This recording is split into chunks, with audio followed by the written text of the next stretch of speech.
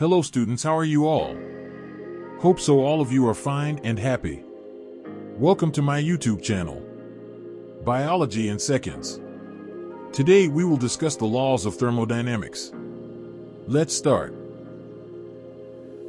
Students, अब हम start करेंगे अपने लॉ ऑफ थर्मोडायनामिक्स की तरफ से और हम देखेंगे कि किस किस तरह से हमारे लॉज क्या क्या डिस्क्राइब करते हैं। तो चलिए हम स्टार्ट करते हैं। सबसे पहले हम डिस्कस करेंगे ज़ीरोथ लॉ ऑफ थर्मोडायनामिक्स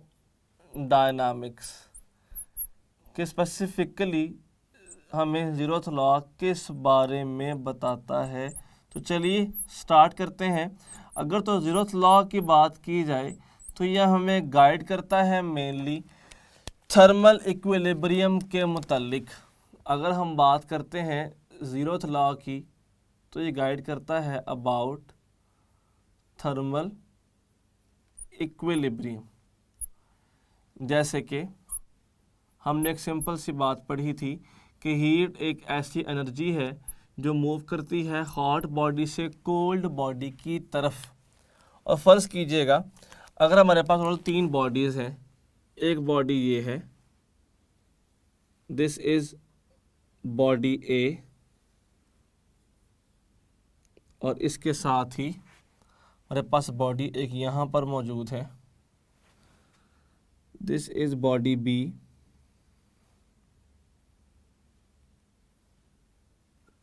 और एक बॉडी मौजूद है इस साइड पे, दिस इज बॉडी सी।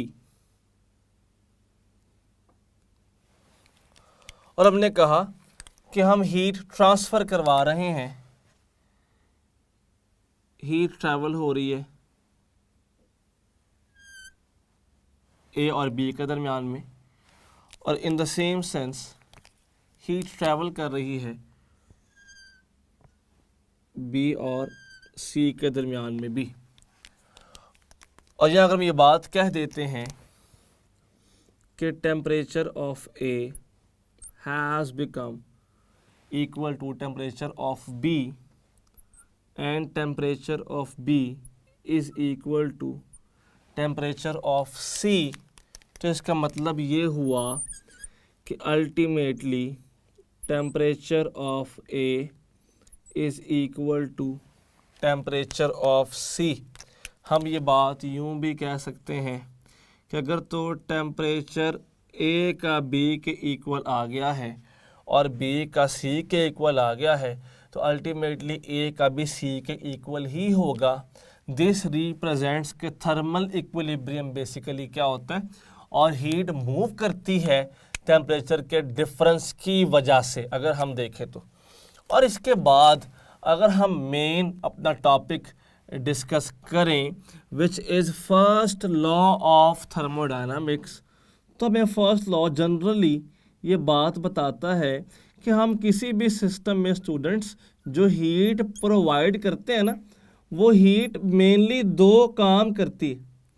वो हमारी दी गई हीट इंटरनल एनर्जी में चेंज भी लेके आ रही होती है, जबकि साथ साथ हमारी वही गिवन हीट इंटरनल एनर्जी में चेंज के साथ साथ वर्क भी करवा रही होती है। तो कहते हैं Q is equal to delta U plus W। इस चीज़ को प्रैक्टिकल लाइफ में आपने कहाँ कहाँ पे इस्तेमाल किया? आपकी बुक ये कहती है कि फर्स्ट लॉ ऑफ थर्मोडायनामिक्स इस्तेमाल होता है बाईसाइकिल पंप में। वो किस तरह से? देखें, बाईसाइकिल पंप के अंदर हम कोई हीट तो नहीं प्रोवाइड कर रहे होते, हमारे पास तो कोई हीट नहीं है। कुछ ऐसे करके पंप आता है। अगर हम जनरली देखें तो ये एक सिलेंडर है और इस सिलेंडर के साथ हमने एक पाइप अटैच किया होता है। जैसे ये पाइप आ गया, ये अटैच हो जाएगा टायर के साथ। अब उसके बाद इसके अंदर हमारे पास एक मौजूद है पिस्टन, इसके अंदर हमारे पास मौजूद है एक piston, this is piston which is inside cylinder, और बाहर हमने इसका हैंडल एक पकड़ा होता है जिससे हम इसको पुश कर रहे होते हैं। और एक छोटा सा होल इस जगह पे होता है। जैसे ही आप इसको रैपिडली करना, रैपिडली है, जैसे ही आप इसको रैपिडली मूव करवा रहे होते हैं तो आपकी मोशन की वजह से अंदर सक्शन क्रिएट होती है, जिससे एयर इस होल से अंदर आ जाती है। और जब आप पुश करते हैं तो वही एयर दोबारा इस चली जाएगी पाइप से टायर के अंदर। अब इस सारे में हम कोई हीट तो नहीं दे रहे, लेकिन इसको पुश करने में, इसको बार बार मूव करवाने में हम वर्क तो कर रहे हैं ना। और हमारा किया गया वर्क अगर हीट नहीं है तो नोट कीजिएगा, हीट की गैर मौजूदगी में हमारा किया गया वर्क फिर क्या कर रहा होता है, इंटरनल एनर्जी में इंक्रीज का बायस बनता है। नेगेटिव वर्क का मतलब है कि ये वर्क हम कर रहे हैं, डेल्टा यू पॉजिटिव मतलब इंक्रीज। और ये रीज़न है कि जब आप बाईसाइकिल पंप को बहुत ज़्यादा देर पुश करेंगे ना, तो कुछ देर के बाद इसकी मेटालिक बॉडी का टेम्परेचर ज़्यादा हो जाएगा, ये हीट अप हो जाएगा, क्योंकि इसकी इंटरनल एनर्जी ज़्यादा हो जाती है। अगर सेकंड केस देखें तो सेकंड केस ये है कि मेटाबॉलिज्म सिस्टम, जो हम फूड इनटेक करते हैं, वो फूड भी दो काम करता है ना, हमें देता है एनर्जी कि हम वर्क कर सकें। हमारी इनटेक से हम वर्क भी करते हैं और साथ साथ हमारी ग्रोथ भी होती है, हमारी अपनी एनर्जी भी ज़्यादा होती है। तो वो भी सेम असूल को ही फॉलो करती है। अगर जनरली देखा जाए तो हम फर्स्ट लॉ के मुताबिक पढ़ेंगे 4 बेसिक प्रोसेसेस को, और वो देखते हैं कौन कौन से। अगर हम 4 प्रोसेसेस की बात करें तो हमारा first process is isothermal process. First is isothermal, second process is adiabatic process, second process के बाद देयर इज आइसोबैरिक, और साथ ही आइसोकोरिक प्रोसेस। आप ज़रा नोट कीजिएगा, हम डील करेंगे आइसोबैरिक,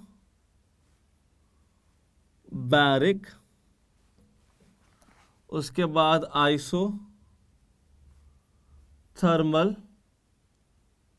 स्टूडेंट्स, उसके बाद हम बात करेंगे एडियाबैटिक की, और साथ ही हम बात करेंगे आइसोकोरिक की। ये हमारा डिटेल्ड टॉपिक है फर्स्ट लॉ ऑफ थर्मो के लिहाज से। ज़रा नोट कीजिएगा, आइसोबैरिक प्रोसेस क्या होता है? सच प्रोसेस जिसमें प्रेशर कांस्टेंट रहे, that is called isobaric process. अच्छा, अगर तो प्रेशर कांस्टेंट है तो फिर नोट कीजिएगा, बाय जनरल गैस इक्वेशन वैसे तो होता है PV is equal to nRT। ज़रा नोट कीजिएगा, हमारे पास इस फार्मूला के अंदर प्रेशर भी कांस्टेंट है, नंबर ऑफ मोल्स भी कांस्टेंट, जनरल गैस कांस्टेंट भी कांस्टेंट, तो बाकी फिर क्या बच गया हमारे पास कि स्टूडेंट्स V डायरेक्ट आ जाता है किसके? T के। जितना ज़्यादा टेम्परेचर उतना ही ज़्यादा वॉल्यूम। अगर हम इसको फर्दर देखें तो student this law is called Charles law. तो हमने पढ़ा कि जो आइसोबैरिक प्रोसेस होता है ना, वो बेसिकली फॉलो करता है किसको? चार्ल्स लॉ को।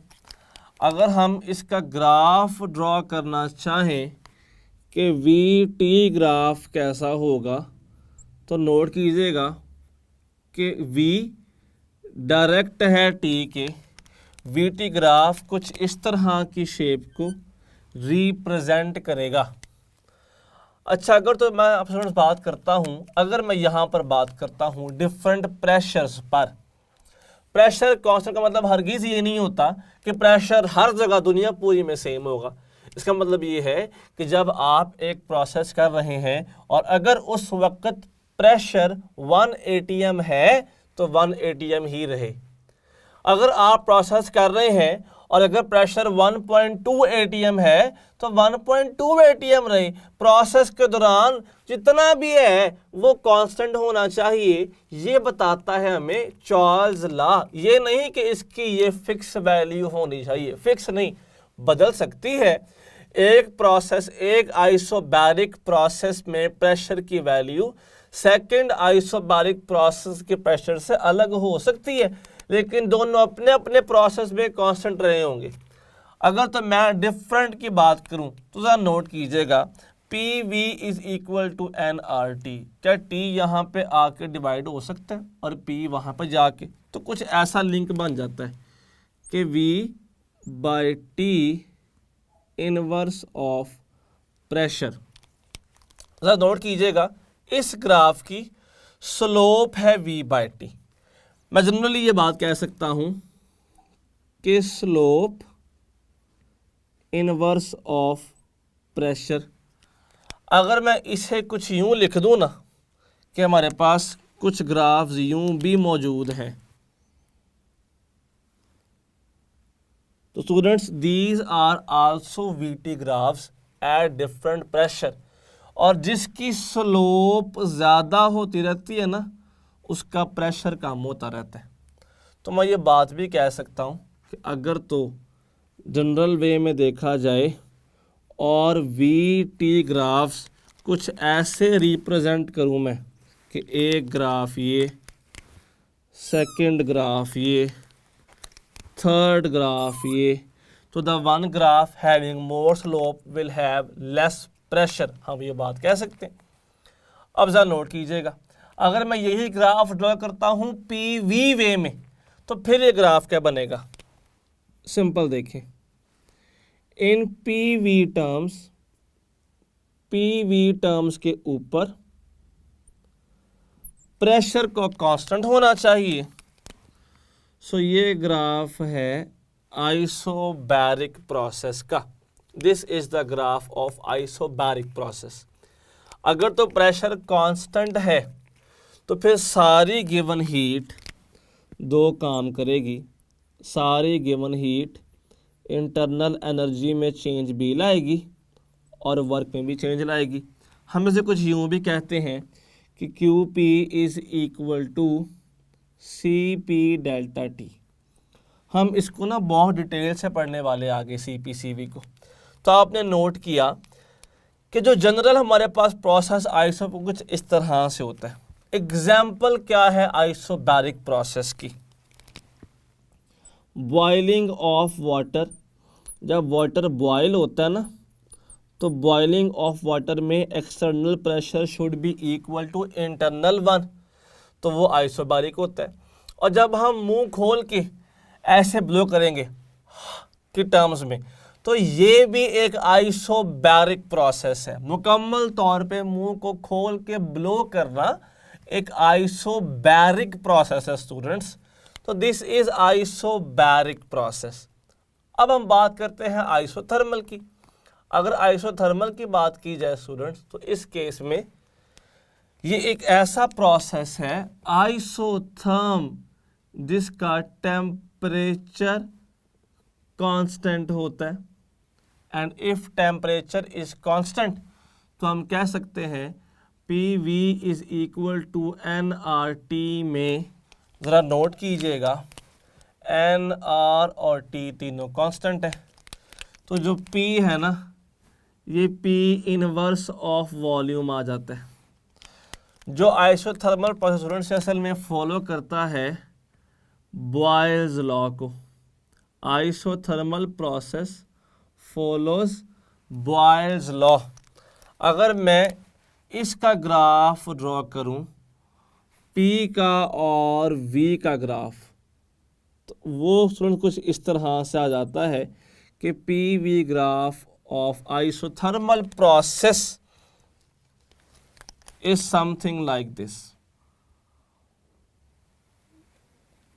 हमारे पास कुछ ऐसा होता है ग्राफ आइसोथर्मल का जिसको हम कहते हैं आइसोथर्म। हम इसको आइसोथर्म कहते हैं। अगर मैं इसको प्रॉपर ड्रॉ करना चाहूँ डिफरेंट प्रेशर्स के ऊपर, तो ज़रा नोट कीजिएगा, डिफरेंट टेम्परेचर्स पे हम बात करेंगे, प्रेशर्स पे नहीं। तो फिर ज़रा नोट कीजिएगा, मेरे पास इसी क्वेश्चन में अगर देखूं तो ये कुछ ऐसा नहीं बन सकता कि P V direct of T, क्योंकि टी तो सामने आता है। P V is basically area of this graph, तो area direct of T. Students, जिस ग्राफ का एरिया ज़्यादा है अंडर द कर्व, उसका टेम्परेचर भी ज़्यादा होगा। अच्छा, इसको हम कुछ यूँ भी सिंपल वे में ज़रा देखिएगा, इसको हम कुछ यूँ भी लिख सकते हैं कि फ़र्ज़ कीजिए कि मेरे पास ये एक ग्राफ है पी वी, यहाँ पर आ गया वॉल्यूम, स्टूडेंट्स यहाँ पर आ गया प्रेशर, और मैं ग्राफ्स कुछ यूँ ड्रॉ कर रहा हूँ। This is one graph, this is second graph, this is third graph. अब देखें इनके अंडर एरिया ज़रा नोट कीजिएगा। फर्स्ट ग्राफ के अंडर ये वाला area, this is the area under first graph. Second को देखिएगा, this is the area under second graph. अब थर्ड को देखें, this is the area under third graph. आपने देखा जितना ग्राफ ज़्यादा ऊपर है ना, उसका ज़्यादा एरिया है under the curve. So the one graph having maximum area under the curve will have maximum temperature. जैसे यहाँ पे था कि जिसकी सबसे कम स्लोप होगी उसका सबसे ज़्यादा प्रेशर होगा। तो हमने उस बात को यहाँ पर कुछ यूँ डिस्कस कर लिया। अब ज़रा फर्दर नोट करें, हमारे पास टेम्परेचर तो चेंज हो ही नहीं रहा। इट मीन्स कि temperature change is equal to zero, and if temperature is not changing then change in energy internally will be zero. ज़रा यहाँ पे डेल्टा यू ज़ीरो पुट करें तो हम कह सकते हैं कि आइसोथर्मल प्रोसेस एक ऐसा प्रोसेस है जहाँ पे गिवन सारी हीट किसमें कन्वर्ट होती है, वर्क में, क्योंकि डेल्टा यू तो ज़ीरो होता है। अगर आम तौर पे देखा जाए तो आइसोथर्मल प्रोसेस एक स्लो प्रोसेस होता है। एग्जाम्पल वैसे क्या है इसकी, example of isothermal process is condensation, vaporisation, ये सारे हैं slow process, and these all are example of isothermal process. अब हम बात करते हैं एडियाबैटिक प्रोसेस की। ये एक ऐसा प्रोसेस है जिसमें ना तो कोई हीट सिस्टम के अंदर एंटर होती है और ना सिस्टम से निकलती है, यानी कि Q is equal to zero. अगर आप यहाँ पर बात करते हैं Q is equal to zero की, तो जनरल गैस इक्वेशन के मुताबिक फिर हम ये बात कह सकते हैं कि जो P है वो इनवर्स ऑफ V नहीं बल्कि इनवर्स ऑफ V गैमा होता है। यहाँ पर गैमा का इफ़ेक्ट भी आता है, जबकि ये जो गैमा है ना, this gamma is ratio of specific heats, इसको हमने पढ़ना है फुल डिटेल से बाद में। अच्छा, ये प्रॉपरली बॉयल्स लॉ को फॉलो नहीं करता, लेकिन this follows modified form of Boyle's law, क्योंकि देखें ना P इनवर्स V के तो आ रहा है, सिर्फ ऊपर पावर गैमा का केस है, तो ये modified form of Boyle's law है। अगर तो मैं इसको रिप्रेजेंट करना चाहूँ एक PV कर्व के अंदर, तो ज़रा नोट कीजिएगा कि हमारे पास ये आ गया PV ग्राफ, और इस PV ग्राफ में जो कर्व कुछ यूँ बनेगी, steeper as compare to isotherm. Students, हम इसे कहते हैं adiabat. This is adiabat. The curve showing adiabatic process is called adiabat, और वो कर्व जो शो करती है आइसोथर्मल प्रॉपर्टीज कॉल्ड आइसोथर्म। अब अगर मैं यहाँ पर नोट करूँ तो स्लोप इसके ग्राफ के अंदर गैमा का इफेक्ट शामिल है। स्लोप होती है y axis by x axis. अगर मैं यहाँ पे स्लोप निकालना चाहूँ ना तो इसकी स्लोप आती है P/V। पर अगर मैं निकालता हूँ स्लोप इस प्रोसेस की तो वो आती है गैमा P/V। गैमा का इफेक्ट हमें दिखता है एडियाबैटिक प्रोसेस के अंदर, हमें ये बात याद रखनी होगी।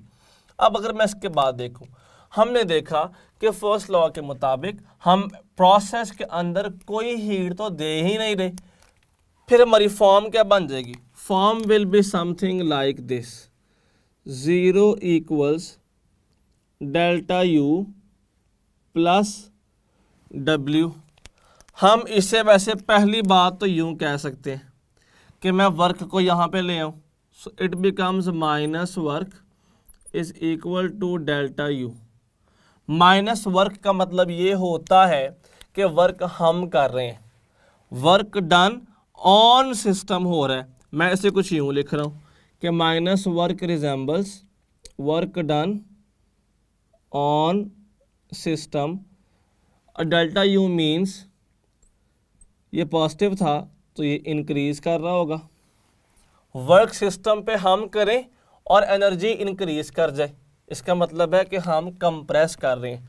Students, this formula represents adiabatic compression, adiabatic compression. और अगर मैं इसी फार्मूला में माइनस वहाँ पे ट्रैवल करवा दूँ तो मैथमेटिकली इतना फ़र्क नहीं पड़ता, लेकिन बहुत फ़र्क पड़ता है कॉन्सेप्चुअली।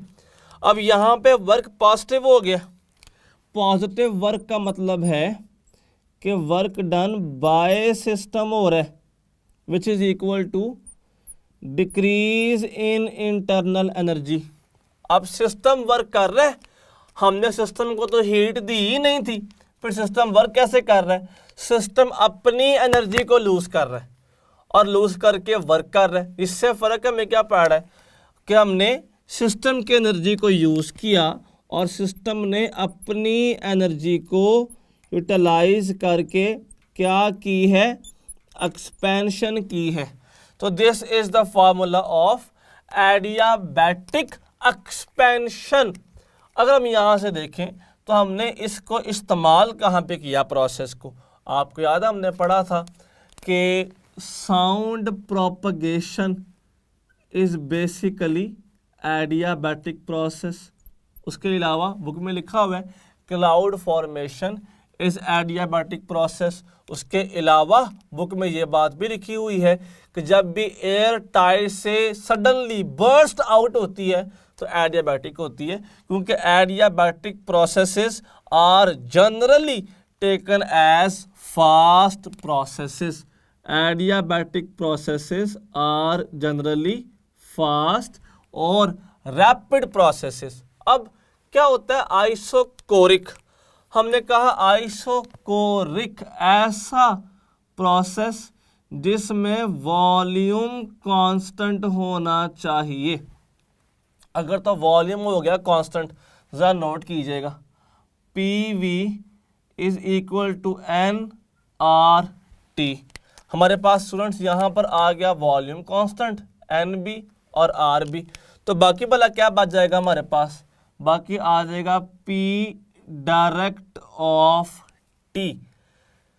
जितना ज़्यादा टेम्परेचर उतना ही ज़्यादा प्रेशर भी होगा हमारे पास। अगर तो मैं यहाँ पे ग्राफ ड्रॉ करता हूँ PT की टर्म्स में, ज़रा नोट कीजिएगा, अगर तो मैं ग्राफ ड्रॉ करता हूँ PT के टर्म्स में तो बोथ वर डायरेक्ट, तो हमें तो ग्राफ कुछ यूँ मिल जाएगा। लेकिन देखिए हमने अब तक सारे ग्राफ ड्रॉ किए हैं PV टर्म्स में, PV PV अगेन PV। तो अगर मैं यही ग्राफ ड्रॉ कर देता हूँ इन टर्म्स ऑफ PV, तो PV की टर्म्स में वॉल्यूम तो कांस्टेंट था, तो हमें जो ग्राफ मिलेगा that will be a straight line normal to volume axis. Now this is isochoric process. और ज़रा आप खुद सोचें, अगर वर्क ही नहीं हो रहा, क्योंकि वॉल्यूम क्या था? कांस्टेंट। अगर वॉल्यूम कांस्टेंट है तो फिर डेल्टा वी क्या होगा, 0। वर्क होता था P delta we which is also 0। यहाँ वर्क कर दें हम 0। ये ऐसा प्रोसेस है जिसका किएगा, जिसमें गिवन सारी हीट किस में चेंज होगी, इंटरनल एनर्जी में चेंज होगी। अल्टीमेटली कोई भी वर्क नहीं हो सकता। हमने इसे कहाँ पढ़ा है, ऐसा कौन सा केस है जहाँ वॉल्यूम फिक्स हो जाए। ज़रा नोट कीजिएगा, आप लोगों ने ये बात डिस्कस कुछ इस तरह से की होती है कि इन प्रेशर कुकर में हम वॉल्यूम फिक्स कर देते हैं। और आपने पढ़ा होता है केमिस्ट्री में बॉम्ब कैलोरीमीटर, वहाँ पर भी हम वॉल्यूम फिक्स कर देते हैं। तो that is the example of isochoric process. Students, अब मैं इन सारों को ना करूँगा आपस में इंटर रिलेट, तो कुछ ऐसा केस बनेगा। ज़रा नोट कीजिएगा, this is P axis, pressure axis, this is volume axis. Graph कुछ यूं आ गया हमारे पास, स्ट्रेट लाइन। फिर ये कौन सा हो गया, आइसोबैरिक। मैं इसको स्टार्ट करता हूं कुछ यहां से, this is starting point, this is final point. Further मेरे पास ग्राफ कौन सा आ गया, यूं, this is isothermal graph. Further draw कर रहा हूं मैं यहां पे, दिस इज, नोट कीजिएगा स्टीपर आया है, सो दिस इज एडियाबैटिक, जबकि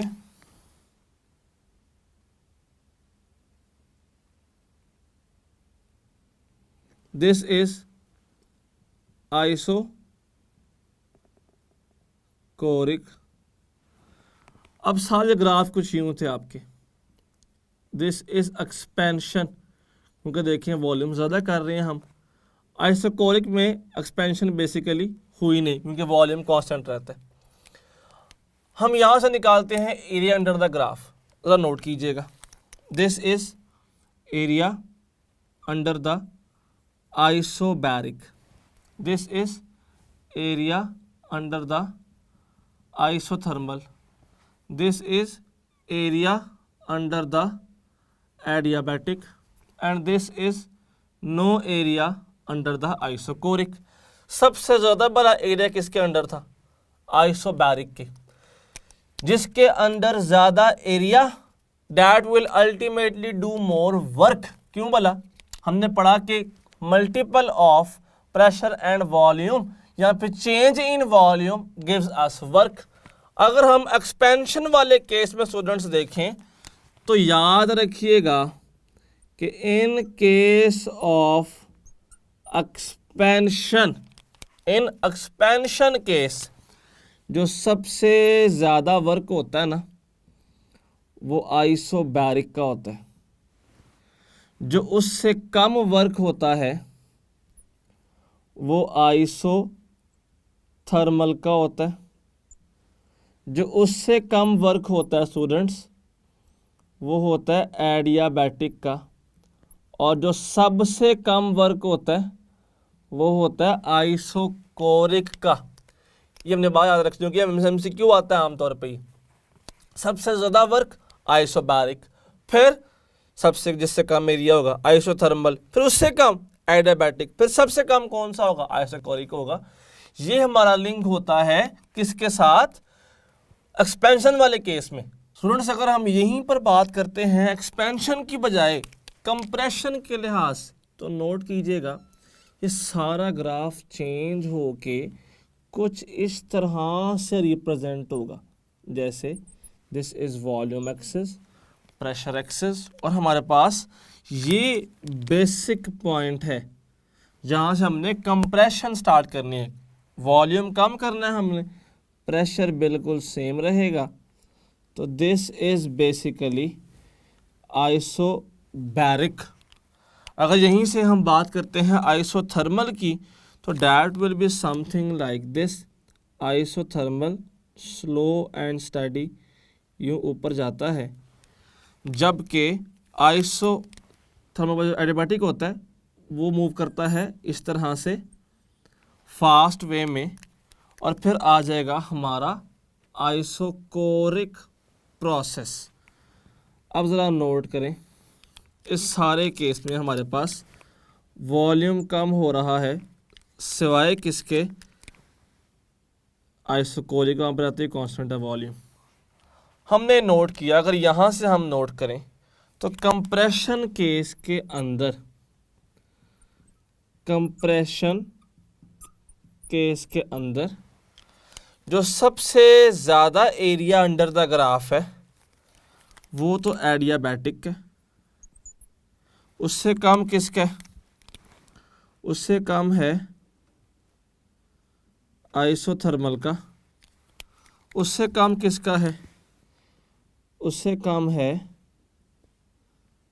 आइसोबैरिक का, और सबसे कम किसका स्टूडेंट्स, सबसे कम है आइसोकोरिक का। तो हम ये बात यूँ भी लिख सकते हैं कि कंप्रेशन के दौरान सबसे ज़्यादा वर्क होता है एडियाबैटिक का, उससे कम वर्क होता है आइसोथर्मल का, उससे कम वर्क होता है आइसोबैरिक का, और सबसे कम वर्क होता है आइसोकोरिक का। स्टूडेंट ये था आपका फर्स्ट लॉ ऑफ थर्मो। हम साथ में डिस्कस करेंगे कि फर्स्ट लॉ ऑफ थर्मो में से क्वेश्चंस कैसे कैसे पूछे जाएंगे। ज़रा नोट कीजिएगा, हमसे पहला क्वेश्चन कुछ ऐसा पूछा जा सकता है कि बताइए which of following process in which of following process all the given heat is converted to work। ऐसा कौन सा प्रोसेस है जिसमें सारी गिवन हीट वर्क में कन्वर्ट हो जाती है। हमें साथ ऑप्शंस कुछ यूँ दिए जाते हैं, आइसोबैरिक, आइसोथर्मल, आइसोकोरिक, जबकि एडियाबैटिक। ज़रा नोट कीजिएगा फर्स्ट लॉ ऑफ थर्मो के फार्मूला के ऊपर। फार्मूला है Q equals delta U plus W। हमने कहा सारी हीट वर्क में चेंज हो जाए, इसका मतलब है कि जो डेल्टा U है ना, this delta U should be equal to 0। किस प्रोसेस में डेल्टा U 0 होता है, जिसमें डेल्टा T भी 0 होता है, जबकि delta T is 0 in isothermal process. हमें अगर यहीं से देखा जाए तो कुछ क्वेश्चंस ऐसे ही पूछा जा सकते हैं कि इफ अ सिस्टम, कोई भी सिस्टम की हम बात कर रहे हैं, सिस्टम करता है work of 180 joules and its internal energy increases by 90 joules, then what will be the given heat। फिर गिवन हीट क्या होगी, अल्फा कहते हैं 90 joule, beta is 180 joule, Charlie is 270 joule, जबकि डेल्टा इज 2 जूल। हमें इस बात का पता स्टूडेंट्स कि जो हीट होती है ना, that heat is equal to delta U plus W, क्योंकि डेल्टा यू में इंक्रीज हुआ था तो 90 पॉजिटिव आएगा, सिस्टम ने वर्क किया था तो 180 बी पॉजिटिव आएगा, सम किया तो 270 जूल्स आंसर हो जाएगा हमारा इस क्वेश्चन का। अगर हम फर्दर देखें इस चीज़ को तो हमसे क्वेश्चन पूछा कुछ ऐसे भी जा सकता है कि if a system undergoes work done by the surrounding ने वर्क किया है तो किस पे किया होगा, ऑन सिस्टम किया होगा 100 जूल्स। अब ये वर्क ऑन सिस्टम है जबकि ये वाला वर्क बाय सिस्टम था, and internal energy also decreases by 50 joules, then what will be heat energy? Heat energy क्या होगी, साथ में दे देंगे ये options. Alpha option is -50 joules, beta option is -150 joules, Charlie option is 150 joules, delta option is 100 joules। इसको देख लेते हैं हम। हमने कहा Q is equal to delta U plus W, decrease हुआ था तो ये आ जाएगा -50, और वर्क सिस्टम पर हुआ था तो आ गया -100, जो कि बन गया -150 जूल्स। तो beta is the correct answer. अगर इसको फर्दर देखें हम स्टूडेंट्स तो हमें क्वेश्चन कुछ ऐसे भी पूछा जा सकता है, अगर तो एक प्रोसेस हमारे पास ग्राफिकली मौजूद है, this is a PV graph, और ये एक साइक्लिक प्रोसेस है कुछ इस तरह से, this is a cyclic process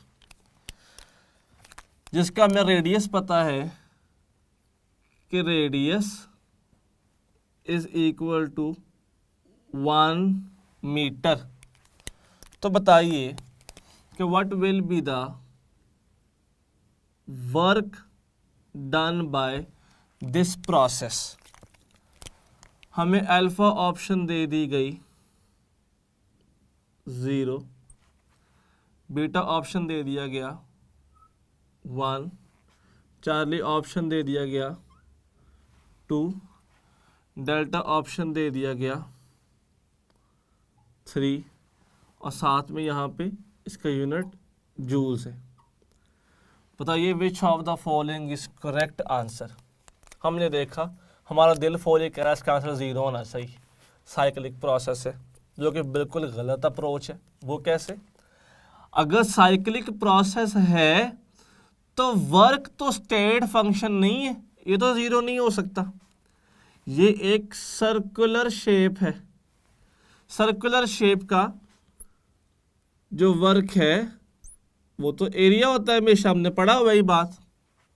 एक सिंपल सी बात देखें, अगर तुम्हारे पास एक ओपन कर्व है ना, तो ओपन कर्व का area under the curve resemble करता है वर्क डन को। और अगर तो हमारे पास है एक क्लोज्ड शेप, तो क्लोज शेप का एरिया अंडर द कर्व नहीं बल्कि area of the curve resemble करता है वर्क डन को। ये फ़र्क होता है ओपन और क्लोज शेप के अंदर। ये हमारी क्लोज शेप है, हम इसमें निकालना है area of the curve which is equal to pi r square.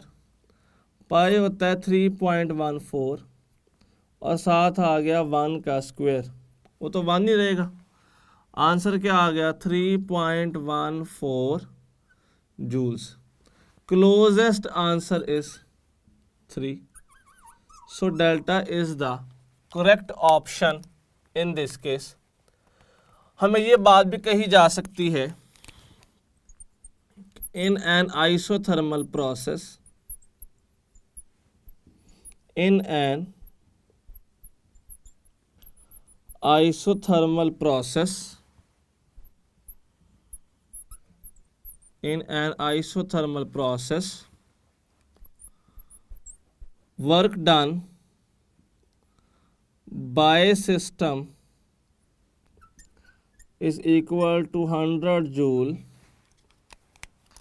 What will be the value of heat absorbed by the system? हम साथ ही लिख देते हैं options. 0 joules, 50 joules, 100 joules, 150 joules. अब ज़रा नोट कीजिएगा, हमने क्या पढ़ा होता है, प्रोसेस कौन सा है, आइसोथर्मल, यानी कि डेल्टा यू को 0 होना चाहिए, तो Q इक्वल्स टू वर्क होगा. कितना बड़ा वर्क था, 100, तो फिर Q भी कितना होगा, 100. 4 ऑप्शन आ जाएगी. और एक बड़ी सिंपल सी बात नोट कीजिएगा, यहाँ पे हमने कहा ये हमारे पास एक सिस्टम मौजूद है. हमने इस सिस्टम पे डिस्कस किया था इंटरनल एनर्जी और वर्क को. अब हम साथ यहाँ पढ़ेंगे हीट को भी. जैसे कि अगर तो हम हीट सिस्टम को प्रोवाइड कर रहे हैं, if system is absorbing heat, अगर अगर हीट इन जा रही है तो वो हमेशा पॉजिटिव होती है, और अगर सिस्टम हीट को रिजेक्ट कर रहा है, अगर सिस्टम हीट को निकाल रहा है, Q आउट, अगर हीट रिजेक्ट हो रही है स्टूडेंट्स, तो वो हमेशा नेगेटिव हुआ करती है. अगर तो वर्क करते हैं हम, if work is done on system, if work is done on system, तो that is always taken as negative work. And if work is done by the system, if work is done by the system, that is always taken as positive work. और अगर इस सारे process से अगर तो internal energy हो जाती है ज़्यादा, अगर इंटरनल एनर्जी ज़्यादा हो जाती है तो फिर पॉजिटिव, और अगर एनर्जी कम हो जाती है तो फिर ये सारा प्रोसेस जो एनर्जी की वैल्यू होगी वो क्या हो जाएगी, नेगेटिव हो जाएगी. ये हमारा एक मुकम्मल इंटरप्रिटेशन है साइन कन्वेंशन के लिहाज से अगर देखें तो. अब इसके फौरी बाद हम डिस्कस करेंगे सेकंड लॉ ऑफ थर्मो, फिर लेक्चर हमारा यहाँ पे ख़त्म हो जाएगा. हम डिस्कस करेंगे सेकंड लॉ ऑफ थर्मो. अब कहता है क्या है सेकंड लॉ ऑफ थर्मो, हमें सिंपल वे में सेकंड लॉ ऑफ थर्मो ये रिप्रेजेंट करता है, ज़रा नोट कीजिएगा. सेकंड लॉ ऑफ थर्मो ये चीज़ शो करता है कि जितना भी वर्क सिस्टम करेगा that is equal to difference of heats. जैसे कि फर्ज कर लीजिए हमारे पास एक बॉडी है which is hotter then the other one. हम इसे कुछ यूँ रिजेंबल कर रहे हैं, हम इसे कह रहे हैं hot body. This is hot body, heat in this hot body हम इसे कह रहे हैं Q1, इसका टेम्परेचर T1 है. हीट मूव कर रही है टुवर्ड्स दिस कोल्ड बॉडी. ये हमारा एक पूरा पाथ है. इसी पाथ के एंड पे हमारे पास एक कोल्ड बॉडी और ये कोल्ड बॉडी इनसे ले रही है हीट ऑब्जॉर्ब कर रही है दिस कोल्ड बॉडी, और जो इसकी अपनी हीट थी दैट इज Q2। स्टूडेंट्स इस सारे प्रोसेस से हम निकाल रहे हैं एक सेपरेट चीज दैट इज बेसिकली वर्क। तो जो भी वर्क होता है ना वो हम हीट की ट्रांजिशन के सेंटर से निकाल लेते हैं। हीट ने अपना काम करना होता है, उसने मूव करना होता है हाई टेम्परेचर बॉडी से लो की तरफ। उस हीट की ट्रांजिशन से हम मैकेनिकल वर्क गेन कर लेते हैं अपनी मर्जी के मुताबिक। ऐसे ही स्टीम इंजन भी काम करता था, सारे इंजन यूं ही काम करते हैं। हीट ने मूव करना होता है हाई से लो, हम वहाँ से वर्क एक्सट्रैक्ट कर लेते हैं। तो work is equal difference of किसके आ जाएगा, हीट्स के। जो हमें यहाँ पे वर्क अटेन हो रहा है students, this is basically output. ये असल में क्या है, आउटपुट है। ये जो हॉट बॉडी थी इसकी हीट असल में क्या है, ये इनपुट है। हम एक सिंपल सी बात कह सकते हैं कि जो एफिशिएंसी ऑफ इंजन होती है ना वो इक्वल होती है आउटपुट बाय इनपुट के, जिसको हम वर्क बाय Q1 कह सकते हैं, और जिसको हम 1 माइनस Q2 बाय Q1 भी कह सकते हैं by putting the value of work. तभी हमने क्वेश्चन एक देखा था पास्ट के अंदर। क्वेश्चन पास्ट में कुछ ऐसा आ चुका है कि if input heat given to a system is 500 joules and heat rejected, जो ज़ाया हो गई, जो कोल्ड के पास चली गई, that is 400 joules, then what will be the efficiency of system? Alpha आ गया 20%, बीटा आ गया 40%, चार्ली आ गया 60%, और डेल्टा आ गया स्टूडेंट्स 80%। अब ज़रा नोट कीजिएगा, या तो हम सिंपल यहाँ पुट करें, वहाँ से आंसर निकाल लें। हम सेम पुट करें, हम लिखें यहाँ पे 1 माइनस 400 बाय 500, ये दो कट गए, यह आ गया 1 माइनस 4 बाय 5, यहाँ पर आ जाएगा 5 minus 4 by 5 which is equal to 1 by 5, ये बनता है 0.2। जैसे मल्टीप्लाई करेंगे 100 के साथ तो दिस विल गिव अस 20%।